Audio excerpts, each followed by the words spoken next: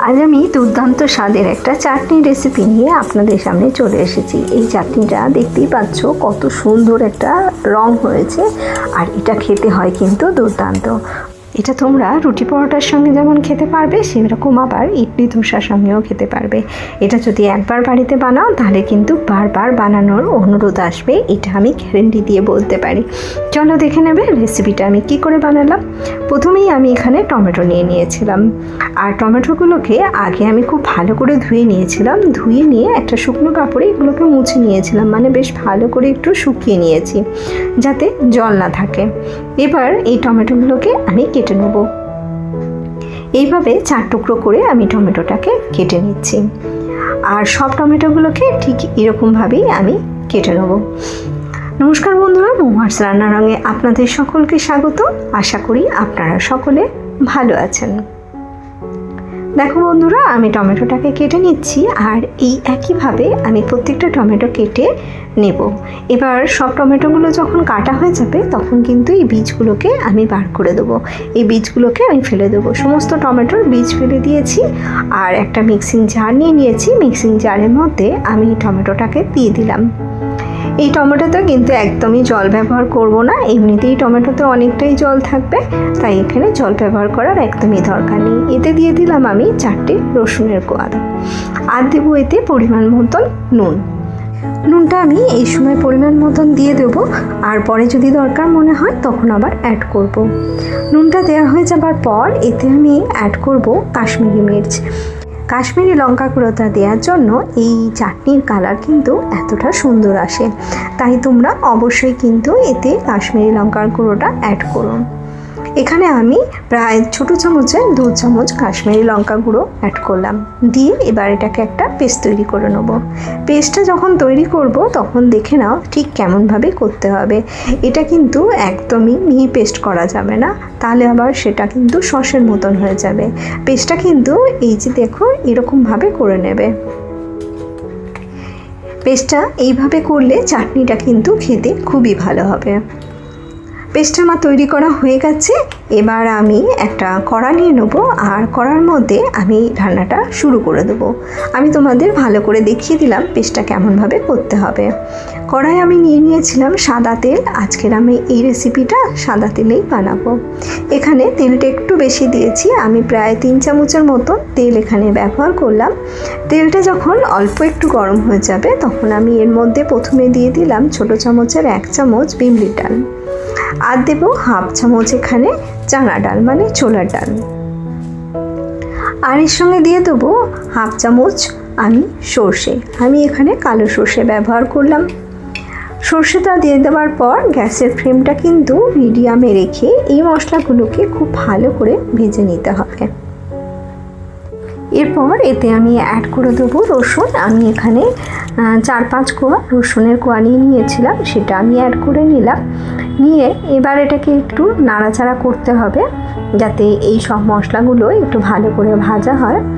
এটা আমি ভাজতে ভাজতে এর মধ্যে আমি অ্যাড করে দেবো হিং। টমেটোর পরিমাণ অনুযায়ী কিন্তু হিংয়ের ব্যবহার করবে। টমেটো বেশি হলে হিং একটু বেশি দিও, আর আমার যেহেতু এখানে টমেটোটা কম সেজন্য আমি খুব অল্প করে 1 পিঞ্চের মতন হিং আমি এতে অ্যাড করলাম, আর দিয়ে দিলাম 3টে শুকনো লঙ্কা। এবার এগুলোকে একটু ভালো করে নাড়াচাড়া করে নিতে হবে, আর নাড়াচাড়া করতে করতেই দেখবে একটা সুন্দর বেশ গন্ধ চলে আসবে। এর মাঝে আমি এতে অ্যাড করে দেবো কারি পাতা। এখানে একটু বেশি পরিমাণেই কারি পাতা আমি অ্যাড করব, আর কারি পাতাটা দিয়ে কিন্তু খুব ভালো করে আমাকে নাড়াচাড়া করে নিতে হবে যাতে কারি পাতাটাও সুন্দর করে ভাজা হয়ে যায়। এটা 2-3 মিনিট এইভাবে নাড়াচাড়া করতে করতে দেখবে সব মশলাগুলো সুন্দর করে ভাজা হয়ে গেছে, আর একটা সুন্দর গন্ধ চলে এসছে।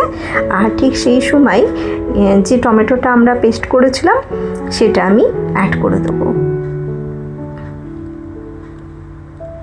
এই রেসিপিটা খেতে কিন্তু দুর্দান্ত হয়। এটা যদি তোমরা একবার বানাও তাহলে বুঝতে পারবে যে এটা খেতে কতটা ভালো হয়।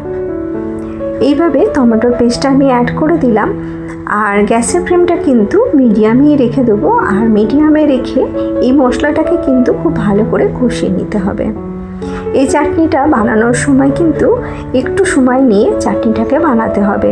যদি গ্যাসের ফ্লেম বাড়িয়ে দিয়ে এই চাটনিটা আমরা বানাই তাহলে কিন্তু চাটনিটা খুব একটা বেশি দিন আমরা স্টোর করে রাখতে পারবো না। আর বেশি দিন যাতে স্টোর করে রাখা যায় ভালোভাবে, তার জন্য গ্যাসের ফ্লেমটা মিডিয়ামে রেখে এটাকে কিন্তু ভালো করে কষিয়ে নিতে হবে যতক্ষণে না তেল ছেড়ে আসে। আর এটা যাতে ভালো করে কষানো হয়ে যায় তার জন্য আমি দিয়ে দেবো ঢাকা দিয়ে এটাকে আমি কষাবো, তাহলে কিন্তু খুব তাড়াতাড়ি এটা আমার কষানো হয়ে যাবে। এর মাঝে আমি এতে অ্যাড করে দেবো তেঁতুলের পেস্ট। আমার কাছে যেহেতু তেঁতুলের পেস্ট আছে তাই আমি এতে অ্যাড করলাম। যদি আপনাদের কাছে পেস্ট না থাকে তাহলে অল্প করে তেঁতুল টমেটোটা যখন আমরা বাটলাম তখন কিন্তু তার মধ্যে দিয়ে দেবেন। এইভাবে সমস্তটা ভালো করে মিশিয়ে দেবো। আর মিশিয়ে দেওয়া হয়ে গেলে এটাকে আমি ঢাকা দিয়ে দেবো। ঢাকা দিয়ে আমি প্রথমে এটাকে 2-4 মিনিট একটু রান্না করে নেবো। এইভাবে ঢাকা দিয়ে রান্না করতে করতেই দেখতে পাবে যে টমেটোটা থেকে কিন্তু তেল ছেড়ে আসছে।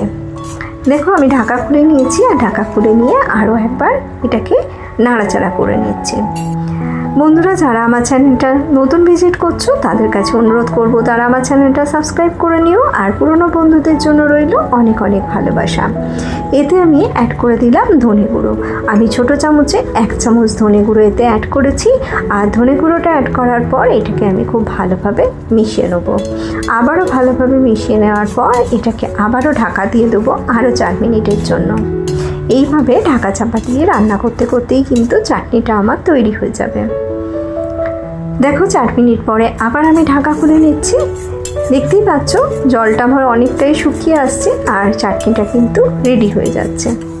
আরও একবার ঢাকা দিয়ে দিই, আর ঢাকা খুলে নিয়েছি। ঢাকা খুলে নিয়ে দেখতেই পাচ্ছ তেলটা আমার ছাড়তে শুরু করে দিয়েছে। আর একটু সময় ধরে এটা এইভাবে রান্না করে নিলেই কিন্তু আমার চাটনিটা একদম রেডি হয়ে যাবে। তোমরা এইভাবে চাটনি বানিয়ে কিন্তু ফ্রিজে স্টোর করে রাখতে পারো। এটা প্রায় তোমার 1 মাসও রেখে দিতে পারো, কিন্তু সেক্ষেত্রে এটা বানানোর সময় এতে অল্প করে একটু ভিনিগার দিয়ে দেবে, তাহলে কিন্তু চাটনিটা 1 মাসের মতন ভালোভাবে ফ্রিজে রয়ে যাবে। আমি এখানে যেহেতু অল্প করে বানাচ্ছি তাই আমি এতে ভিনিগার অ্যাড করলাম না। তোমরা যদি বেশি পরিমাণে বানাও আর যদি অনেক দিনের জন্য রাখতে চাও তাহলে কিন্তু অবশ্যই ভিনিগার লাস্টে একটু দিও। এটাতে টেস্টের ব্যালেন্সের জন্য আমি দিয়ে দিলাম অল্প করে একটু গুড়টা দিলে খেতে কিন্তু অনেক ভালো হবে। টক ঝাল মিষ্টি একটা সুন্দর টেস্ট আসবে, তাই তোমরা কিন্তু অবশ্যই গুড় ব্যবহার করো। আর যদি গুড় না থাকে তাহলে অল্প করে একটু চিনি দিয়ে দিও। দেখো এটা থেকে তেল ছাড়া শুরু করে দিয়েছে। আমার চাটনিটাও কিন্তু রেডি হয়ে গেছে। আরও 2-3 মিনিট আমি এটাকে নাড়াচাড়া করে নেবো। আর একটু যাতে তেলটা ছেড়ে আসে তার জন্যই এটাকে আরও 2-3 মিনিট একটু নাড়াচাড়া এইভাবে করে নিলেই আমার চাটনি কিন্তু একদম রেডি হয়ে যাবে। গ্যাসের ফ্লেমটা বন্ধ করে আমি এটাকে ঢাকা দিয়ে দেবো। আর একটু ঠান্ডা হলে এটাকে আমি নামিয়ে টিফিন বক্সের মধ্যে কিন্তু রেখে দেবো। আশা করি আমার এই রেসিপিটা তোমাদের ভালো লেগেছে। আর ভালো লেগে থাকলে অবশ্যই একটা লাইক করে দিও, আর কমেন্ট করতে কিন্তু একদমই ভুলো না। আমি আবারও চলে আসবো নতুন কোনো রেসিপি নিয়ে তোমাদের সামনে। তোমরা ভালো থেকো, সুস্থ থেকো।